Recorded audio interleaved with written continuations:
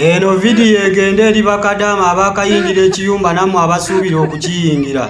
Mwabakiyingira edda mutuule mabega byengenda okwogera si bipya gye muli mwe mwabirabalabadda.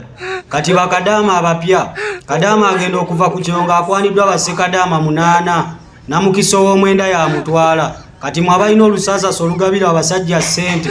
Abasajja 8 bonna bwe baba kulyako ssente Uganda olidda naki.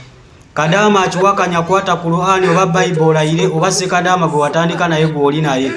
Okay, wa uniform ya kapero wanise. Tukuwe Qur'ani tukuwe Bible. Obadde weetakula kwegamba tewali.